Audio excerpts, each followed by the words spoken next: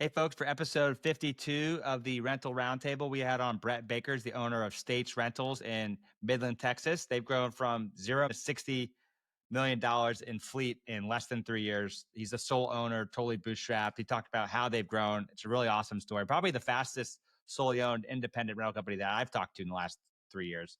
Talked about the funding side, the financial side, how important that is, the team they've brought on. Talk about the niche and the market they've dominated. They have 70% market share with this particular customer base in Midland, Texas. Talk about the ice cream truck they have, spending $3,500 a week on free ice cream as a way to keep happy customers. Really entertaining episode, really fun episode. And if you think about what's the limit for how fast you can grow, this is a great story to listen to. Hope you guys enjoy. All right, everyone, welcome to the Rental Roundtable, episode number 52. We've got Brett Baker on. He's the owner of States Rentals in Texas. Brett, welcome to the show. Thank you for having me. I'm excited for this episode, Brett. I don't know if we can verify this because I talked to a lot of rental companies, but I think you may be the fastest growing solely owned rental company in the U.S., at least in the last 3 years. $0 to $60 million in assets in the last 3 years. Started with $77,000 in your brother's driveway. Like this episode, I'm super excited to talk about because we have so many people ask, "Hey, I want to start my company. I want to grow to X." Like you've done it and you're doing it. And the best part of this episode is you didn't do it 30 years ago. You're in the act of doing it now, which is exciting because a lot of the best episodes are people who are still building it. Because the reality is, if you did this 20 years ago, I don't know if you really remember what you were doing. You're doing it today, and I really appreciate you taking the time to talk with us this morning. I didn't know you knew the driveway thing. In fact, I never not even said that publicly.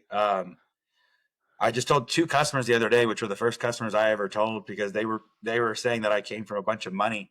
And I said, I actually started. What I tell people publicly is I started in a gun shop downtown Midland, and I did. And the reason why is it had a garage in the back, and per Genie and JLG standards, you got to have a bay door. Now define a bay door. And I saw a piece of crap garage in the back, and it didn't even open. And I passed the criteria there. But most people don't know that before I was there, I was in my brother's driveway for like months, and he was just upset about that. But I didn't have anywhere else to go. I always lived in an apartment. But I guess everyone's going to know now. Yeah, so technically I didn't even start in the gun shop. I started in a driveway, technically. Yeah, Hey. so yeah, true.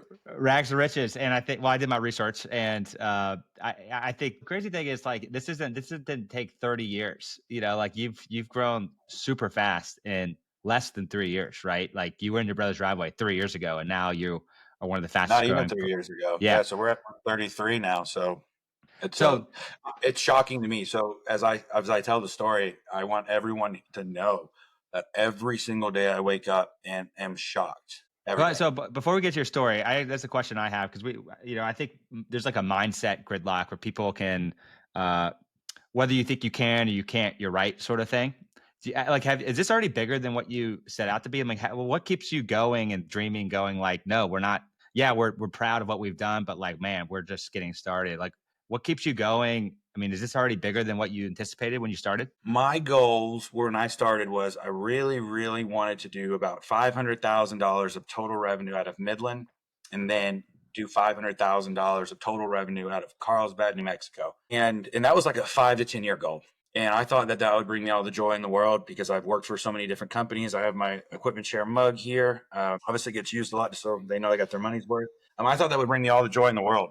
And I focused on the niche market, and I figured there'd be about 500 here and 500 there. Now, I didn't realize this niche market, and it seems obvious now, was this big. And it just ran away from me. So we hit our goal. Last month, we wanted to go 3 million, and we hit 3.5 million, and that's month 33. And 4 months ago, we had a big LinkedIn post about how we hit 2 million. This is a big goal. It's a big deal. Fast forward 4 months, and we're doing 3.5 million.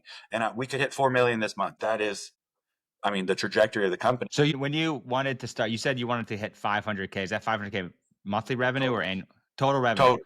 So you wanted to do like raw 500. rental probably like 380. Because like it's hard to wrap your head around the amount of fleet. Let me be clear. Did I know that if I had the fleet, I could do all this revenue? Without a shadow of a doubt, if I took on 50 million more fleet right now, we could get there. Now, what I was told the entire time when I started, like I was telling you, is once you hit this million OEC, they're going to stop giving you money because your debt to equity ratios. There was just so many people telling me along the way because they weren't able to do it that I couldn't do it as well. And mind you, those people are very smart and people that I respect. However, I don't know if they understood the way financing worked the way maybe I did or what was possible, but you get told every day that, you're going to be capped out here. You're going to be capped out here. And if you get in that mindset, I don't think that you can get out of it. It's easy. Mm. It's easy to tell yourself this is as big as we're ever going to be. And I don't ever tell myself that. And I used to. Okay. But at this point, I'm open to anything. I don't want to like skip over the psychological belief part of this. Like, why did you say everyone else was wrong in the sense that, like, no, I'm not going to cap out. I'm going to go bigger, and you do it. And then you go to the next level and you do it and you go to the next level. Like, where did that initial belief, like, how did you break free from saying, no, I'm actually going to go bigger than what people think we can do here? I think because I had the perfect upbringing in all of this. I've lived Mm, all over the world. I've seen businesses come and go, and I've seen markets come and go. Um, and I think that my biggest belief is knowing that our market is super strong in West Texas, even though we don't do drilling rigs and fracs. But I think looking at the Ukraine crisis, to be honest with you, and looking at what we were doing, it was hard to not believe in yourself. It was hard not to say that my niche market is huge and I need more, because they're telling me they need more. I feel honestly our customers believe in us more than we believe in ourselves. So mm, when you say, like, where do we get the energy? A lot of times it's from them. I mean, wow. because it does take, like, so a lot of people ask me, like, how do you do the psychological part? Because all the debt, like, you're 30 years old and you have 25 million in debt, 30 million in debt. And my saying is, my rebuttal to that is, you go broke the same way. You go broke the same way at 10 million in fleet. You go broke the same way at 20 million in fleet. So Mm, the concept of not growing is really out of the question in our business. And I mm. think that's something that people struggle with. But if you don't keep growing, you are dying in this business for sure. Mm. You got It's a me. good lesson for life. And what did Mark Twain say? The way people go broke is gradually, then suddenly. And, Oh, we, I have so many Mark Twain quotes. It's not what you know for sure that gets you, it's what you don't know. It's actually what you don't know. And I think about that all the time. My biggest problem in this business is, as crazy as people think I am, as far as debt and leverage and growing, all I think about every single day is what's trying to hold me back. If I can mm, address the things that I think can crash my company every single day, then I don't necessarily need to worry about, do we have a good product? Do we have are our customers right? Because I just need to stop the catastrophic failure. Our entire mm, business is designed around avoiding catastrophic failure, and that's with our maintenance, that's with our financing. I mean, that's with everything. And I think mm. because I'm such a doomsday prepper, it makes me that way. Truly. Well, I think you think about I've read a lot about Charlie Munger and Warren Buffett, and just like what are their principles of how they build long term, enduring generational wealth. And their biggest thing is like don't do anything stupid, right? Avoid the stupid things, stay in the game, be consistent. Over time, you build an amazing thing. Because like the reality is, people do stupid things. And what you're saying is like, as the owner, CEO, president, your job is really chief risk officer, and you're finding the things that could take your company down. And what are the things, like, you're an independent company growing faster than anyone I've talked to. What are the things that keep you up at night now? Like, what are some of the risks that are top of mind, or the themes? Well, right now I would say it's Donald Trump. I'm trying to give my phone away to Kirsten here so that I don't have to deal with it. It goes off, like, as you would imagine, all the time. So she's going to walk in here and grab this. So what are things that I think that can hold us back? And I talk about this with banks all the time, because when they look at us, they see a big risk. Things that I think that can hold us back. I don't think there's a rental company in West Texas right now that can compete with us. They're just too big. They're too corporate. Even Equipment Share, as they started a lot like how we're starting, with all these great, we're independent values where we all know each other. The thing is they've grown in a scale that is unbelievable to me, especially knowing how hard it is to grow. But what I'm scared of is, since we don't do drill rigs and fracs, um, what if all of those go away? So, like, one thing we tell our banks is, if every drilling rig in the West Texas was stacked today, not one single piece of equipment is coming back to our yard today. I mean, every single piece will be on rent. However, what that does to our competitors is puts them in desperation mode, which we have already seen happen.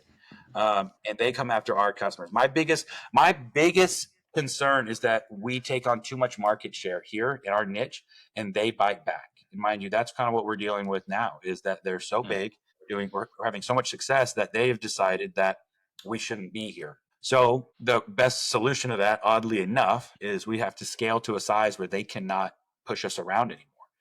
And fortunately, in the past even quarter, we've been able to do that. We had, I think, 50 12Ks, for example. Now we have 100. So if they want to push us around, we can push back. So the things that worry me, it's not my customers, it's not my customer base. I believe we're in a 10-year natural gas super cycle. I believe the Ukraine crisis has put us in a totally different stratosphere. And then like I said, my biggest concern is that they see that as a problem. So Midland's made up of two markets. It's made up of the market that the drill rigs, the fracs, things you see on TV, landman. And then there's all the other people that work in Midland that are the same as Houston, where they build the plants and stuff. We have all that here. However, they go underserviced. So what we did is we designed a company that focuses on this small little middle ground. They're the most profitable, best paying. I mean, really just the best customers to work with probably in the world. And so super personal, because you work with these guys for 15 months, go to the next job, 15 months. I've known my customers since I was 20 years old, to give you an idea. 30 now. It's not that long, but 10 years work, like literally, I feel like I work there. And knowing that I know that we took basically the most profitable rental customers in the world. So Midland's the most profitable place to rent equipment in the world. Our customers are the most profitable customers to rent to in the Permian or the Midland. And we have probably at this point, maybe a 70% market share of that inner circle. Now, do we have that much of the entire Midland market? Of course not. Not even close. But the customers that we are targeting, we have a joke here. It states everything. We brought reps from Houston to come up here to look at our plants, and they're like, holy cow. But, we designed a company to take care of these people that are supposed to be taken care of. And what we're seeing now in the past couple months is some of the larger companies are realizing that that they don't like that, and they're throwing rates out there that we haven't seen in West Texas since not since I was 20 years old, even before that. And what it is I'm fighting with billionaires right now, and that's why we have to continue to scale. And I'm very upfront with the manufacturers that we need to solve this problem. And when I say we, I mean you, because you're giving them the fleet 20% cheaper than me, or you were. And that's not going to work anymore. So our biggest concerns are just the competitors, because we have a great product, individual service. You made an interesting point. I want our listeners to kind of grab onto. Like we've talked in previous episodes around like a niches to riches strategy, right? Like not trying to be everything to everyone, where you rent anything in the world and you're a competitive market. You have found a very hyper specific customer base, like very specific ICP, ideal customer profile, and you have what you mentioned, 70% of that market share. So your pricing power is high, at least, right? 70%. That is like a huge part of why you're the fastest growing rental company, one of the fastest growing rental companies in the US, is because you found a very specific customer and you dominate that customer. And you don't try to rent 1,000 different things to 1,000 different people, right? You have one particular group that you serve really well. So the question people would ask me or ask you is, how did you find that niche, right? Because that sounds great. I want to have a business like Brett's, but how did you get tapped into that? I mean, how'd you find that? Well, I worked for those majors. I was a pretty successful sales rep. And so was my wife too. She works here. She was very successful, and people love her. She's a school teacher, and she's super nice, super happy. I'm not like that at all. We're kind of like polar opposites, but we've had success in our own ways. And renting to basically everyone you can out here, and being from this area, at least originally, my brother and I were both out here, and he's the branch manager at H&E, and he was always on the service side. I was always on the sales side, but I got to listen to him and all his friends, which were co-workers, still techs and stuff. And I learned who was like really tearing things up, right? And people think that drill and rigs tear your equipment up, and they do in a sense, but they tear your people up. And what I mean by that is they run your people 12, 24 hours a day, right? So that's what tears your shit up, because your team is so exhausted, they start quitting, and there's so much cost with that. But I had these customers that were building these liquid natural gas plants. And mind you, they were pretty big then. They may be the number one rep in H&E, at H&E at the time, and even passing the Salt Lake City, Utah reps who were renting cranes, to give you an idea. So it was pretty unfair, but we made it out. And I kind of went to H&E and Equipment Share and all these people said, why aren't we giving them all the gear? Like, they pay me in 10 days. Okay, some of them. The biggest one takes me 10 days. Unsolicited, they just do that because it's bonded work. And they work from 7 to 5. And before Ukraine crisis, it was Monday through Friday. Now we're doing Saturdays, half days, or full days. Okay, fine. And mind you, that takes our profitability away. But it's just pretty easy work. Our guys can go home, our mechanics can go to Disney World, whatever. And they said, well, Brett, it's past that now. Meaning they have $50 million of gear up to rigs and stuff. You can't bring that in and give it to the plants for two reasons. One, it's all 10K open caps, 60-foot straights, 80-foot straights. Our plants need articulated demand lifts and 12K capped AC. My fleet is the strangest fleet you'll ever see. If you walk through my brother's yard and you walk through my yard, you would think we are different parts of the country, but we're like a mile down the road from each other. And so basically what they said is, Brett, we can't take away their gear, and because who's going to take it in the country, right? We're going to send it to Baltimore. We're sending the shit. It's destroyed.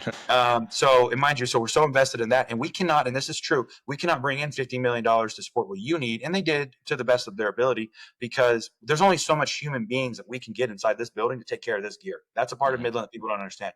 I can put ads out, I can pay people, whatever, but there's only so much. So when I started States and I had this idea, I was actually working at Home Depot rental at the time, and like at their actual rental company in Houston, which I shouldn't do quotations, their rental company.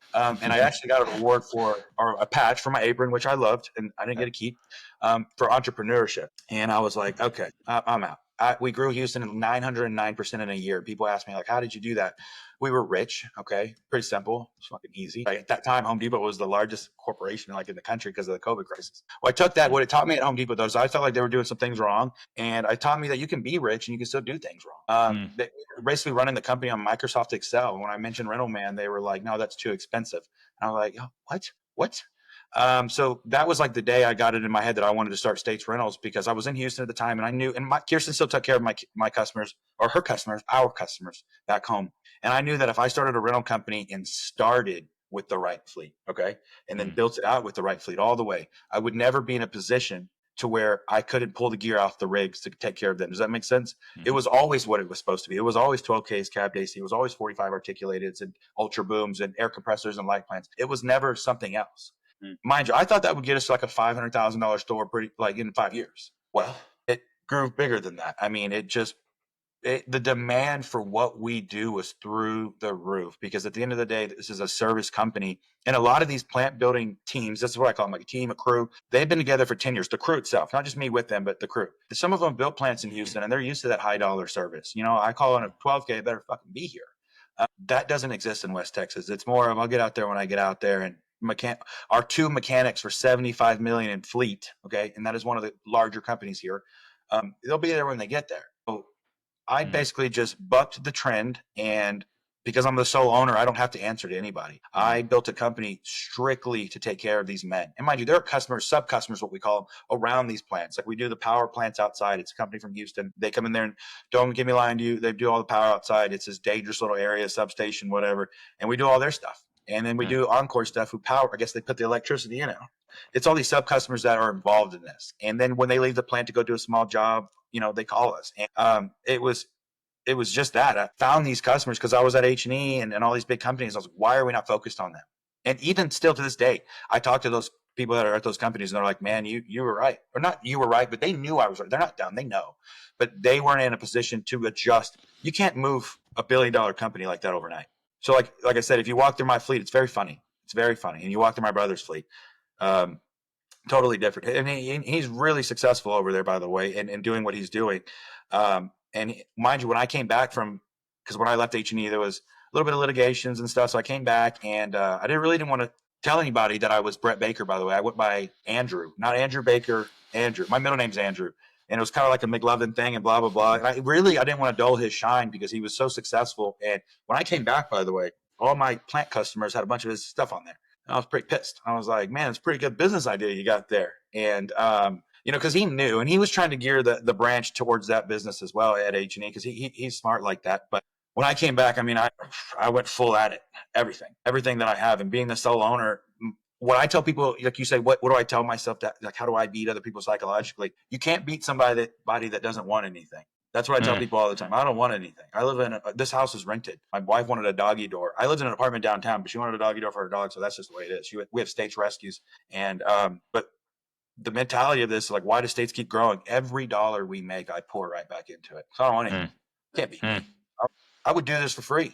You can't stop me, because like I kind of in my head, I want to prove to these big companies that you were wrong about me, because there's a lot of stories there. I worked for quite a few of them, and I butted heads with quite a few, senior people, or I was recruited by some big companies and paid all this money, and not one time did anybody ever ask me, hey, what should I do about this? So like my rule at States Rentals, and I stole it from Steve Jobs, is I hire smart people and I let them tell me what to do. And I think that's where a lot of these big companies are failing. They'll bring on us hotshot sales reps and give us guarantees through the roof, right? Pay us just unbelievable money. But they never ask us, what should we do? I'm customer facing. Okay, I built States from a customer facing aspect. So Mm. it's tough to work at States. I want to hit on something you said earlier, 10 minutes ago. You said you had the perfect upbringing, the perfect background for what you're doing. And I'm looking at the Kobe Bryant picture you have. Like talk about grit, hunger. A lot. I think it's interesting. Like, if you look at the top performing companies in any space, but particularly your company, right? There's people who have a real drive and hunger. Like you're not necessarily in it for the money. You're in it because you want to build something that lasts, right? And you want to prove something. Like, what about your background like gave you that hunger and drive? Like, what? Because at some point, like you've proven it to me, at least a lot of people, but you keep going. Like, where does that energy come from? One dream I've always had is to take a company public, and that's kind of because I have this. I was in school for a finance degree. I completed 3 years of 4 years, and I got my first commission check from Blue Line.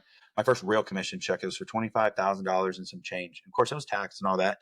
But I was finishing up my my sixth semester, and I looked at the average pay for like a financial analyst for even like Occidental Petroleum or Oxy. It's like 45, 50,000. And I'm looking at this check and I'm like, well, I'm out of here. But I had like a strong passion for finance, macroeconomics, and it just taught me. I mean, being able to bring all this together, I think having that background originally, it really helped us grow this thing because then I went into the rental and I looked at the business and I've always just been a student of it. So like, what was my upbringing? I always tell people like, and it sounds so cheesy, but like some people like Kobe Bryant, okay? And I know he worked really hard and I love Kobe Bryant, but I'm sure he was very good at basketball, just kind of doing it for fun. When it comes to business, I've always had such a passion for it that I would tell people this, and mind you, it was all bullshit until I started States. It was all just talk. But I used to tell people like Beethoven could play the piano at 7 without ever touching a piano. I felt like this is just for me. It doesn't mean it's true, but I always felt like I was that with business, which means like if you gave me a cupcake store, it would be the best cupcake store in the world because I'm crazy. I mean, every detail, I'm crazy. If you walk through my, you're committed to it. How much are you working? Are you working like all the time? Are you thinking about it all the time? Like I imagine you're not doing 35, 37, 40 hours. Like this is like your passion, right? Yeah, I work a lot. There's no there's no hours I can put on it. I go over every detail. I mean, But you every love it, single. right? I love. It's Right, not so like that's it's not what's so work for you. upsetting about all this is we're getting so big and we have so much competition that I feel like in a way these big companies want me to go away, and I would go away to save the employees and all that. But um, I love it. I mean, I love competing, right? I love Yeah. knowing that you can't beat someone that doesn't want anything. If you go through my fleet, like we've had people flying from New York and stuff, auditors and different manufacturers, and they walk through our units with 500 to 1,500 hours or 3,000 hours, and they can't believe it's not new. I mean, when I say I love this business, I love taking equipment and running it through our shop, and when it comes out on the other side, it just looks the way it looks. People think that our gear is like one guy posted on LinkedIn the other day. He's like, "Well, it's easy to be successful when it's all brand new." And when you come Want to from a see lot of my money, paint bill? right? I have a full-time painter on staff. Yeah. I do oil changes at 250 hours that I pay for. I do 4,000-hour oil changes at 1,000. I have a trailer that pumps this stuff in on site. Like people don't realize the amount that we put into it, but I do it because I truly love it. I love it. Well, It's fun. that's how you know when you're elite was when everyone looks at you and go, that looks easy. Brett made this look easy, right? We did make it Right. look easy for some people. Right. And you mentioned earlier before we got on, and you get all these calls. Hey, I want to start this rental business. I want to be like Brett. It's like, okay, do you want to work 100 hours a week and obsess over every single detail, right? Do you And want to? take on Yeah, risk yeah. and build it. Do you And want to build a debt schedule? Do you want to? I mean, the amount of finance background you have to have, I think that was one thing that allowed us to start this company. Is I did every position to start. I did the wash pay. I did everything. mm, I had a mechanic friend, or my brother had a mechanic friend that I would pay cash to literally cash that day to go do my service calls for like the first 3-4 months. And how I justified it was, if you go today, I'm paying you today. That was just the rule because I wanted him to go right now. We had to go right now. But I did every single position at this company at one point. Driver, and mind you, that doesn't mean I was good at everything. It just means I did it. yeah. And what's funny is when I look back at it now, if I could go back, I would just go be wash bay again because I would listen to music and I would clean my equipment room. Very, very particular. It'd take me like 3 days to clean something because it just no dirt. I would take it apart, clean it. But I had such a passion for just quality, and I mean, I hate to say it, I've just seen it done wrong so many times. I say this to a lot to people. I was like, States is just a combination of all the best things from all the companies. I loved that H&E was an equipment company run by equipment people. You can call the RVP at H&E, and he has done but he has done literally everything. And you can have a conversation. I always knew at H&E who I needed to call. I really did. Like if something was wrong, I needed to call this person. It was very structured, and I took that for granted as a younger person. Mm, And then when I got the equipment share, not really equipment company run by equipment people, but awesome technology and just it was just so cool. Like from going from H&E where it was just equipment, I had all this cool stuff, and I was just like, and I noticed at H&E that engines would blow up all the time, like literally crater. Okay, all equipment, and that equipment share, and they're not as like super equipment knowledge as like H&E was. Like these men will tear an engine down. Um, but it's because it had all this technology that monitored services, and it would alert them that this needs to be done or something bad's going to happen. So what I say to people is I took all the best things from like different companies where, we monitor all our stuff online, like all our services, it pings us. And by doing that, and we did not back down from spending money on things that we needed. Rental mm. man to get into very expensive. It was extremely expensive. But we did it because we had to do it. We have smart equip. It's pricey, but it's amazing. It's great. So like different softwares that you need as a rental company. Like, so when I look at, like, I was talking to a competitor last night, there's a lot going on there, but like to find out that he's not tracking like how much he's spending on maintenance and stuff on like per machine, I'm like, whoa, what are we doing here? You have to do these things. No, it's not fun. But you know what? I tell people the best things about states is stolen. Like, why does my balance sheet look the way it does? I built that balance sheet. Well, because that's what Mm, United Rentals does. And I believe in my heart that United Rentals is free research. They're mm, publicly traded. They have financial engineers, consultants, everything that, like, for example, they like a certain brand of skid steer that I won't name, yeah. right? And if you ever look at a Greenfield United, they use this brand, okay? Well, I've looked into that brand, and it's because for what it costs for what I get is literally the fucking best, and it's not even close. So what that taught me right there is like, man, these guys know what's going Yeah. on. They're So like, spending hands billions of down, dollars to figure this out for us. Like, right. So you can look at them and say they know how this is supposed to be done because they've done it before. So when I see new rental companies come out and try to reinvent certain things, I'm like, you have no idea what you're doing. They try to like depreciation schedules differently, and I do an accelerated one, but I don't. I look at them and I'm in awe now. Like I mean, I've always been a little bit of a competitor of United. I'm not a fan, but that's kind of like the competitiveness in us. But now I'm in awe that they were able to hire all these employees and get everyone to do what they want them to do at all times. It shocks me because we have 50 to 55 employees right now, and that's a lot. And so just getting I want to everybody to ask do it. about that. I want to ask about the team side, right? Because you started it, day one, it's one person, and now you have 3 years later, 55 people, less than 3 years later, 55 people. You mentioned the Steve Jobs quote, which I believe also, you hire the best, smartest people and let them tell you what to do. I mean, how much are you like, I guess, how much of your success is due to like your individual contributor work versus you're just out there grinding versus like the organization and the team you've built? How important is the team, and how much how much energy do you spend recruiting, hiring, retaining people? How important is that? So, well, the joke is, and my brother works at H&E, but in my head, he was going to come over here and run the company. Um, so I had no prior experience in management. Didn't even think to study up on it. And now he sent me a lot of books, okay, but the books are kind of like they're all like military books, like David Goggins, and I'm just like, man, I don't know if this is applicable. You got your whole Like team doing push-ups at 5 in the morning. It's like, okay, maybe extreme that's ownership. not. I think I have it up there, extreme ownership. So he told me to Yeah, listen to that would make me a good manager. Like the first 3 chapters is a lot of blood. I'm like, I don't know if this is gonna help me. yeah. I get the story, I do, I get it, but it's hard to apply it. But to grow this thing, like I have a good eye for talent sometimes, is what I tell people. So like sometimes I have a problem where I want things for people that they don't want for themselves. And what I mean by that is I can want something for somebody in the sense that maybe it's more than they're even capable of achieving, but I don't believe in that. But that's what they believe. And once it's in their head, they can't achieve that. And I'm a perfectionist, and we have to be perfect at states. We don't have the ability to not answer our phones, not come. Like if I find out a service call isn't done in the same day, I'm very hard to work for. And people kind of try to like allude to that as a negative to us. And I tell my customers, I'm exactly what is required. I'm exactly what I promised you. And I'm good at bringing in people. Like our number one sales rep, of course, is probably Kirsten, my wife. People love her. She's awesome. But I had a CDL driver that he kept going to job sites. And I swear to God, this is true. It's so weird because it's going to sound fake, but this is true. I kept getting calls from customers, and this is what they would tell me. Hey, that driver you sent out, they would call me as soon as a piece of equipment hits. And dude, when you get that call, you start you're like, oh shit, it's fucked up. No, they called me to tell me that, man, this guy's really badass. I'm not joking. This is what they said. He's really badass. Every time you send piece of equipment, send him. Like, there's like 5 drivers. I was like, okay. It happened 3 times. 3 times, something along that. And the third time, I was like, you're talking about Richard, right? And they're like, yeah. And one guy said, I just like talking to him. He said that at the end. And it always stuck with me because that's Mm, kind of weird for another man to say that about another man. He just likes talking to him. And that was the moment I went to my wife and said, "We got to make this guy a sales rep." And he's mm, bilingual. And a lot of our plant builders are bilingual, and sometimes not bilingual, mostly Spanish. I have a procurement guy on site who's generally he's an English speaker, are bilingual, but generally the superintendent is Spanish speaking, are bilingual, but mostly Spanish speaking. And I've worked with these men for 10 years. And I've always wanted to have a personal relationship with like not just the procurement guy, but like the guy who is leading 250 men to build this plant in the middle of the desert. And I mm, looked at Richard and I was like, everyone loves you. You're bilingual. You could be like our way to, because we want to get to know these men too. Like I've always worked next to them, but when they walk by me, I put my head down because they're in charge.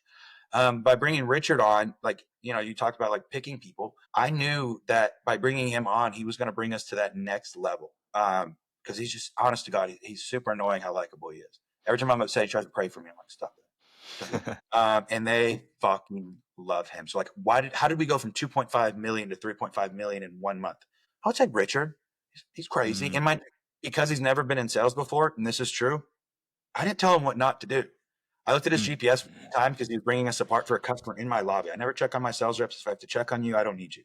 But I felt bad because this GPS looked like ding, ding, ding, ding, ding, ding, ding, ding, ding. He didn't know. So he was just going crazy. And he has really, really been successful. He did like $700,000 last month in just rentals and probably another 100,000 in supplies. And he is making a lot of money. And we are so happy to, like, mind you, at companies I worked at, when you made a lot of money and you had somebody somewhere that didn't like it. I won't say which names of these companies, but suddenly you're hated by everybody. Not me.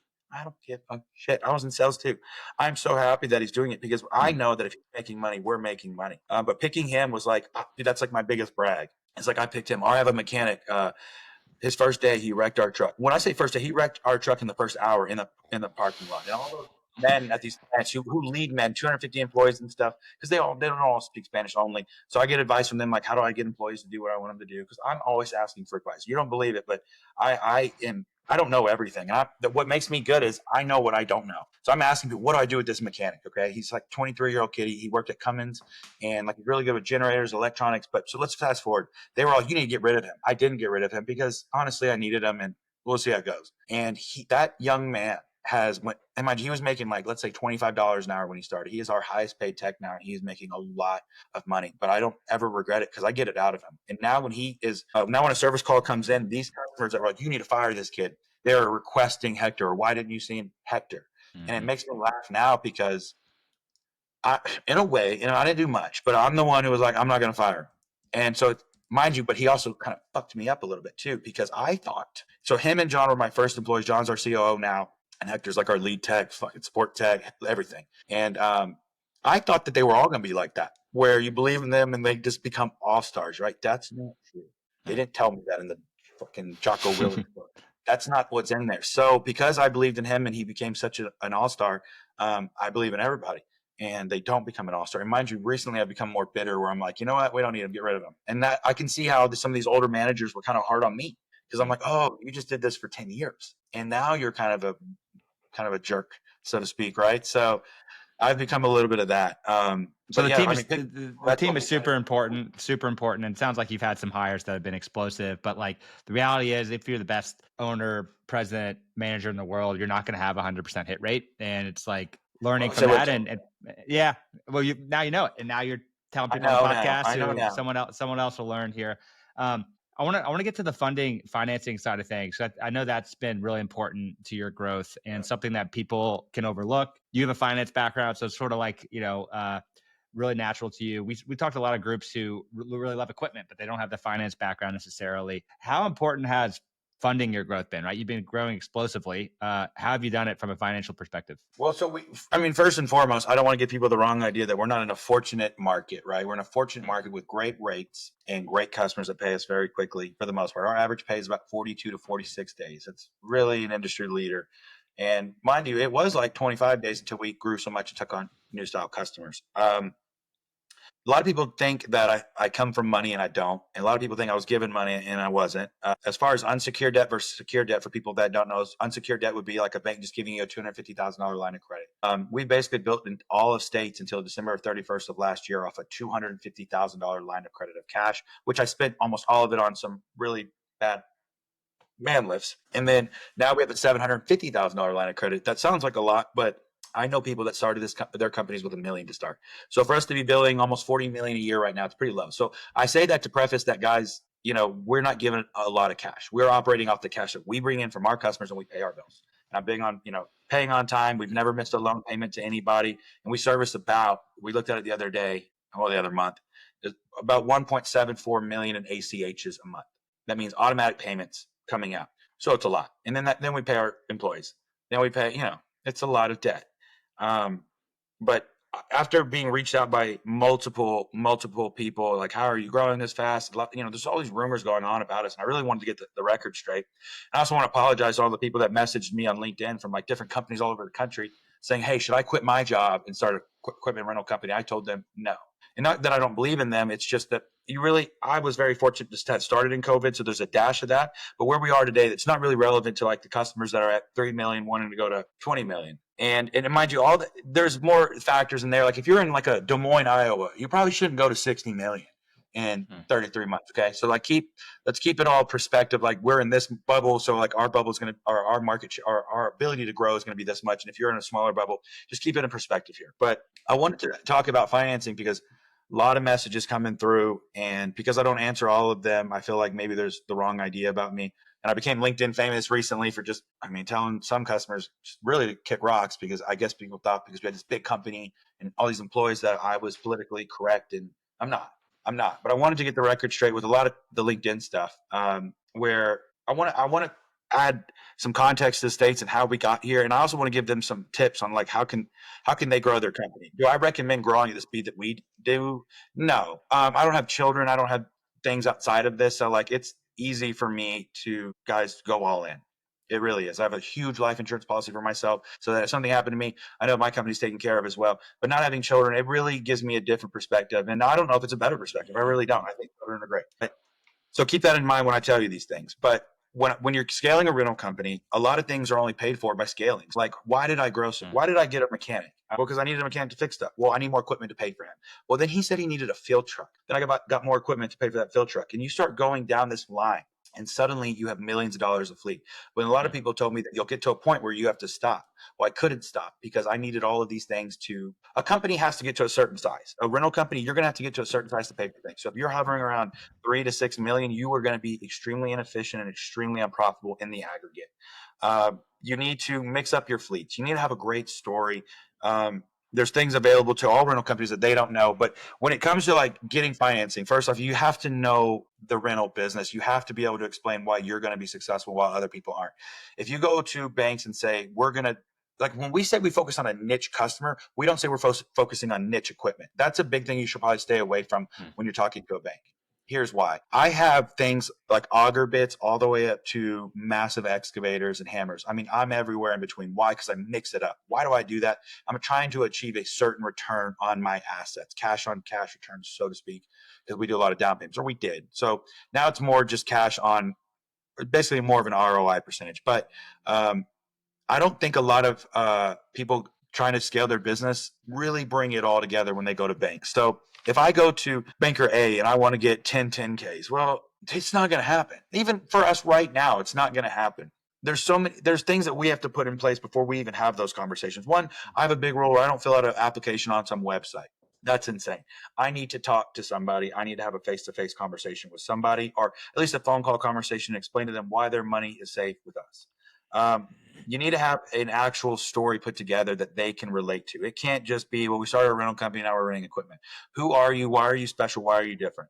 And you have to understand that for the first year, they're not going to believe you.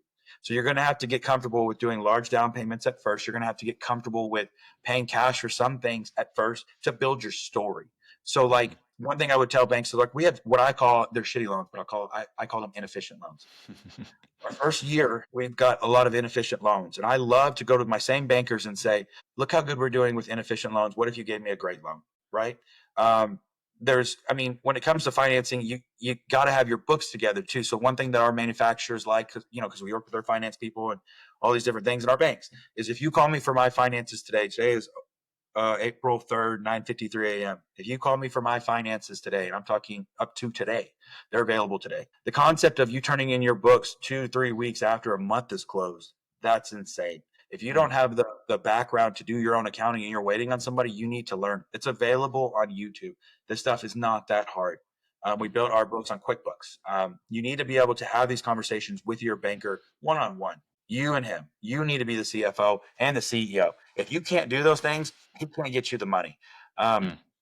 and there's like one thing I wanted to touch on is if you have the right story, if you have the right background, if you can prove your customers are, who your customers are, what they're renting, how much they're renting, what your utilizations are, basically the data to your bank, they're going to be able to finance you more. And then in some cases, depending on the manufacturer, they will even back your loan. So like people wonder like, how did we grow so big? And of course we have NDAs with a lot of people, so we can't speak on to who, but we've had a lot of backing from some companies, and people think that I have backing from individual investors. No, the companies that you guys see us working with, there we have great relationships with, and some of them, not all of them, have chose to back our us. They're investing in us, and but they, I'm not very pleasant, guys. I don't go to these banks, and I'm not super nice, so they're not backing me. I'm not that great. What we have is a great story, Mm. and everybody loves a great story. This is a joke, but I say it a lot. There's a show on Netflix called Inventing Anna or Hannah or something, and I Mm-hmm. watched it.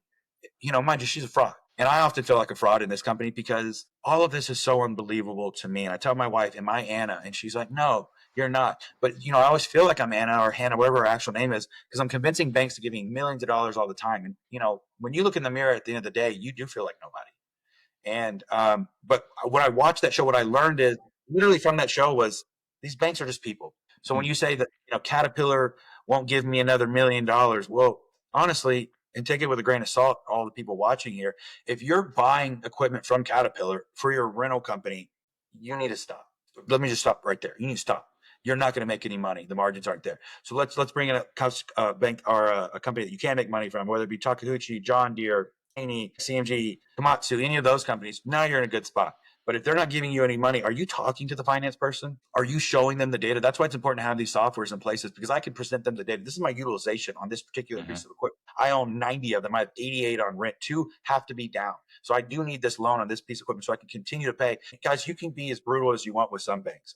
Let's say you have a loan out with them for $2 million. And I don't recommend this style, but if you want to scale, sometimes you got to tell a bank, if you don't give me the loan on this next piece, I can't even guarantee you that I can keep these loans funded. Sometimes there's a joke in the business where when I owe a bank $1 million, it's my problem. But when I owe the bank $50 million, it's their Yeah. problem, right? I don't Yeah. recommend that. Sometimes it's great to have an open conversation with people that you are. I have told a bank before that the biggest threat to my business is you.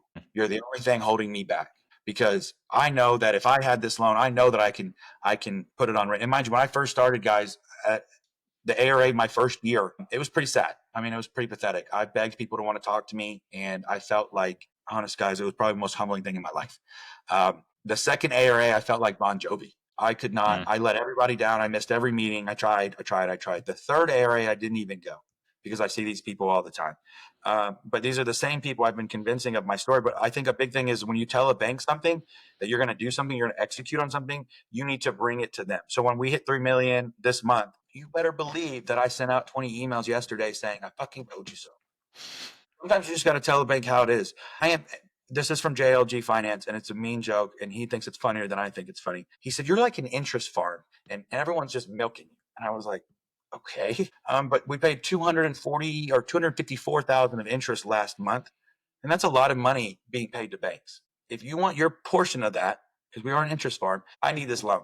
And if you consistently don't give me what I need, I'm going to take this business somewhere else. One line that one of the guys who's kind of like a brokerage between banks, so like you may have to get creative. I always take creative financing vehicles. You may have to do a lease with for 24 months and then 20% balloon payment and then buy it out. There's so many different financing vehicles you can use. But this is what he said to one bank when I first started, because nobody wanted to work with us. He said, look, I've made a decision to get this loan done. So it's either going to be with you or someone else. But this is the line he uses to get us loans. You guys can all use it too. The people that you're looking for, the criteria that you're looking for, these people that have like all this crazy ratios, and the Jeff Bezoses of the world, they can get any loan they want. Well, they're not coming into this bank. Okay. They're not coming into this bank, and they're not working with you because they don't even need your fucking money. And I've had to tell that to banks. I had a conversation with Jeannie yesterday. Who exactly are you guys lending to?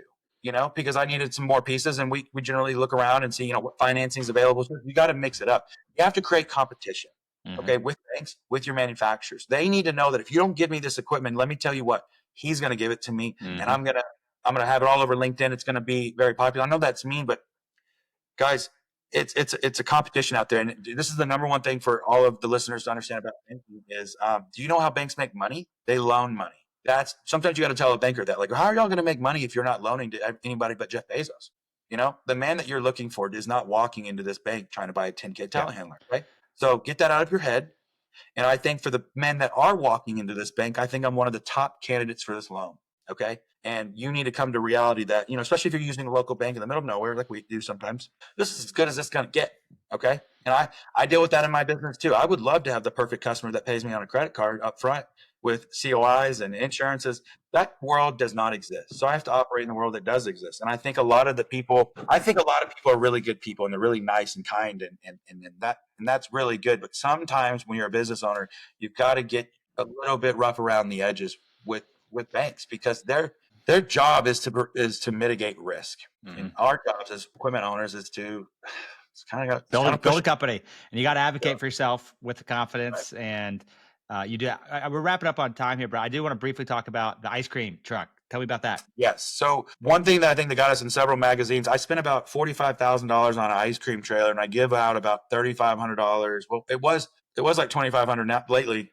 And mind you, it's growing quite a bit, but about $3,500 of ice cream a week. Okay. So, and mind you, our summers are very long in West Texas. Yes. And the accountants don't love that. They say it's like a crazy expense. And I even put it in its own column, States Treats, just so everyone knows, like, this is regular sales expense, and this is just this ice cream thing we do. So let's say we spent, honest to God, maybe $100,000, $200,000 on it. I'm not counting labor or whatever. I think we've probably got about $2 million of free advertising out of it. And honest to God, I did it because it makes me laugh. Like the moment it drove out of our yard, my brother called me and said, "What the fuck is all this ice cream trailer stuff?" And I did it because, some of these competitors said I wouldn't do it. You don't know me at all. And I'm going to build a hot dog trailer for the winter because it's called States Wieners, or I got my logo drafted up. I do it because it makes me laugh, and because I can, and they can't. United Rentals cannot allocate, I don't know, $100,000 a year to give away free ice cream, but I can. You can. You own the company. You don't have anyone to answer to. But mind you, because I do that, I'm able to show up on site. Yeah. Instead of catering for a big job one time, we're out there all the time, and it's hilarious every time. It's a reason to go talk to your customers, absolutely. Bring joy. When they see State Rentals, State Streets, they're going to think positive feelings. Right. And mind you, I put ice cream stickers on all my equipment randomly, kind of like a nod or a wink. So like randomly on a JLG $200,000 Ultra Boom or something, it'll have like a States Treats all the way across, and people know us as, one customer calls me Mr. Treats. I don't like that, but I mean, it certainly caught on. It was just something unique where we could be on site with the people, and it has made us really, really popular in West Texas, as you can imagine. If you have a unique idea for a rental company to make you stand out, I suggest you do it, because I tell people all we are is this sticker on a piece of equipment. I got the same gear they got, but it's like, what does this mean? It's the brand. Is your brand strong? I make a joke that the Crumble cookies is now just Crumble. So that's why you see Steak right there. We're just Steaks. Okay. So labeling is everything. Branding is everything. Giving back to your customers is a lot. We're a very strange rental company. And if you look into us, the more you look into us, the more it gets strange. The growth is like the story that people focus on, but nobody wants to focus on the little things, the ice cream, the way we paint all our rims black. People thought it was stupid, and now everyone's trying to do something like that. But mind you, the idea about does everything green, right? Yeah. And they lose all this value in used equipment. But I thought, what's a way to do that where I don't lose value? And I looked around at West Texas. All these men have black rims on their like F-250s and stuff. So I was like, I like black rims. I mean, I do generally. So everything that we own has black rims, or water trucks, or forklifts, or man lifts, or air compressors. I love it. Black rims, it's us. Another word for strange is differentiated, and that's how you charge higher premiums, right? So yes, Brett, I loved having you on today. It's been an awesome episode. We could talk for hours on everything you're learning, and I hope to have you on again in the future. It's amazing what you've done in less than 3 years. It's inspiring for me. It's inspiring for probably a lot of our listeners here. Final question I like to ask people: what's the best business advice you've gotten that's helped build what you're building at States Rentals, or some good advice that you've taken to heart that's helped fuel your success? The best advice I've ever gotten is, and I didn't know this till recently, is if you're not passionate about what you're doing, you will feel like you're at work every day. So you asked me how many hours I work. I couldn't count. You're working 0 hours a week. Yeah, it's not work. You've got to love. Like, so if I was doing something that maybe I wasn't passionate about, let's say I have like a janitorial service company or something. Not that that's bad. It's just maybe it's just not my passion. I maybe wouldn't be as happy. So like I don't feel like I work every day. You can't tell, but all my hair is gray at 30. But so I'm a little stressed.